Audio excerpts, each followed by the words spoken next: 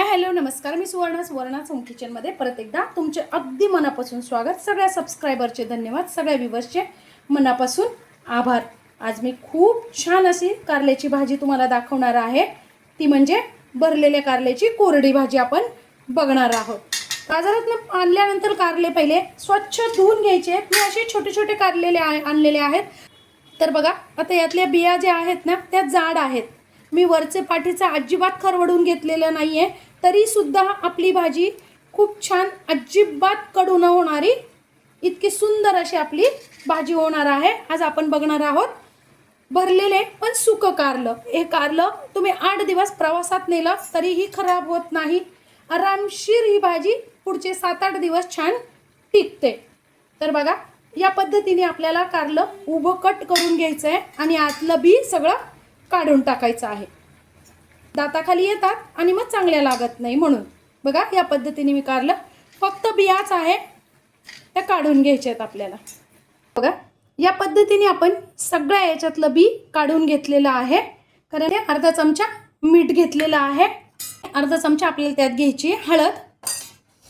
हे आता असं मिक्स करून घ्यायचं आहे, हळद आणि मीठ। काय करायचं आहे, असं कारलेला आतून लावून घ्यायचं आहे। बघा, या पद्धतीने जेव्हा आपण या पद्धतीने हळद आणि मीठ लावून घेतो ना, तर आपण जेव्हा कारल्याची भाजी खातो ना त्यावेळेस ती कारल्याची भाजी अजिबात पानसट लागत नाही, छान लागते। आता या पद्धतीने सगळ्या कारल्याला आपल्याला हळद आणि मीठ लावून घ्यायची आतून व्यवस्थित। या पद्धतीने आपण कारल्याची भाजी करतो ना, त्यामुळे आपल्याला आतमध्ये काही खराब कारलं तर नाहीये ना ते पण समजतं। काय केलेलं आहे का, रोळीत ठेवलेले आहेत। तुम्ही तुमच्याकडे वाफेचं भांडं असेल तर त्यावर ठेवले तरी चालतील, किंवा मग एका ताटात ठेवायचे आहेत आणि छान आपल्याला फक्त 5 मिनिटासाठी हे कारले वाफवून घ्यायचे। एक पातेलं ठेवलेलं आहे आणि त्यावरच आपल्याला हे आता कारले ठेवून घ्यायचे आहेत रोळीतले।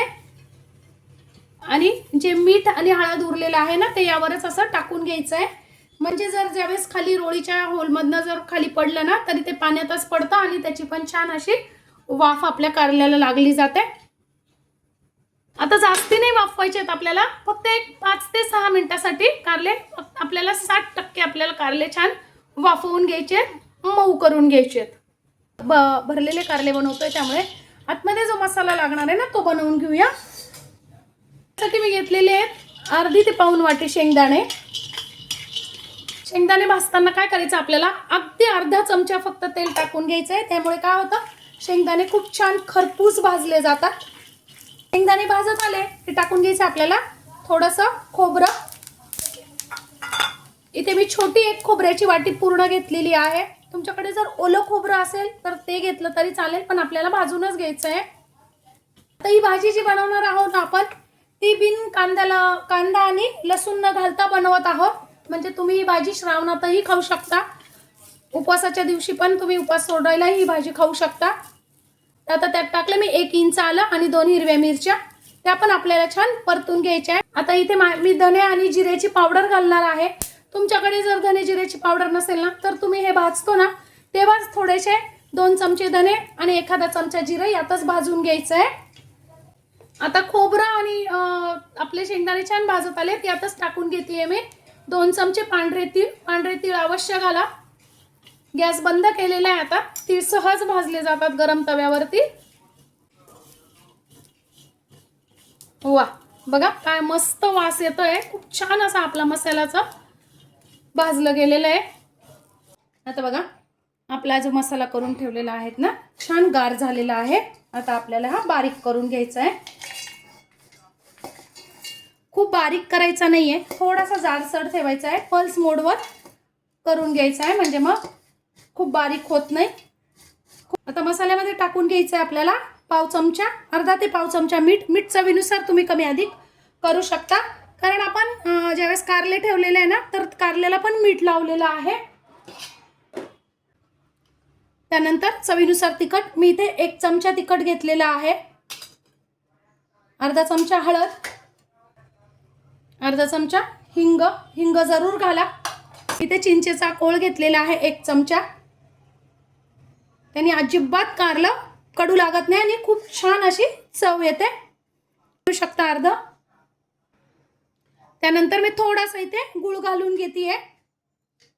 गूळ अवश्य घाला, खूप छान चव येते आणि भाजी पण टिकते. त्यानंतर 1 चमचा टाकून घ्यायचा आपल्याला साठवणीतलाच आपला काळा मसाला. नंतर आपल्या मसाल्याला खूप सुंदर अशी टेस्ट यावी म्हणून टाकून घ्यायचं आहे 2 चमचे फरसाण. तुमच्याकडे कुठलंही फरसाण असेल, भावनगरी, साधी शेव, कुठल्याही प्रकारचं फरसाण असेल ते आपल्याला 2 चमचे त्यात टाकून घ्यायचं आहे. खूप सुंदर लागतो मसाला. तुम्ही करून बघा एकदा या पद्धतीने. बघा, खूप बारीक अजिबात केलेला नाही आहे, जाडसर आपण असा मस्त मसाला ठेवलेला आहे. वा, घ्यायची थोडीशी आपल्याला कोथिंबीर आणि 2 चमचे टाकून घ्यायचे तेल. बघा, आपल्याकडे कारले पण फक्त 5 ते 6 मिनिटात छान वाफले गेलेले आहेत. थोडंसं असं हाताने दाबून बघायचं आहे. बघा, छान असे कारले आपले वाफले गेलेले आहेत. नाही तर मग काय करायचं आहे, असं चमचा किंवा सुरी घ्यायची आणि त्यात टाकून बघायचं आहे. कारले आपले 60 ते 70% छान वाफले गेलेले आहेत. काढून घ्यायचे आहेत कारले. पण आपल्याला आता हे थंड करून घ्यायचे आहेत आणि मगच त्यात मसाला भरायचा आहे. गरम याच्यात मसाला भरायला जाऊ नका, हाताला चटका बसू शकतो. मगाशी माझ्याकडनं धने आणि जिरेची पावडर टाकायची राहिली, ती मी आता टाकून घेते. इथे तुम्ही मिठाची टेस्ट पण घेऊन बघायची आहे. जर तुम्हाला कमी वाटली मसाल्यापुरतीच बघायची आहे, कारण कारल्याचं मीठ आपण घातलेलं आहे. किती छान असा आपला मसाला झालेला आहे. आता आपले कारले पण गार झालेले आहेत. काय करायचं आहे, व्यवस्थित असे दाबून दाबून भरून घ्यायचे आहेत. बघा, या पद्धतीने जितका आपल्याला मसाला असा दाबून भरता येईल ना, तितका आपल्याला मसाला छान दाबून भरून घ्यायचा आहे. बघा, असं बोटाने, अंगठ्याने किंवा अशा या बोटाने दाबून भरून घ्यायचं आहे व्यवस्थित.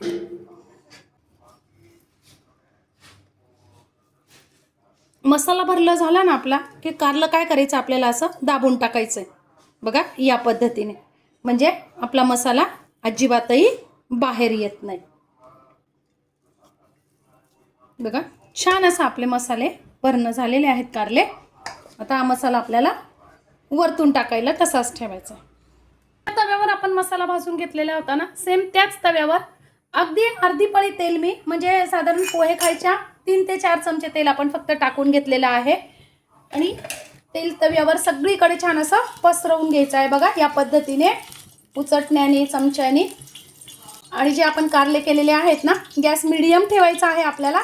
एक एक कारलं असं थोडंसं तेलात बुडवून असं करायचं आहे. बघा, या पद्धतीने.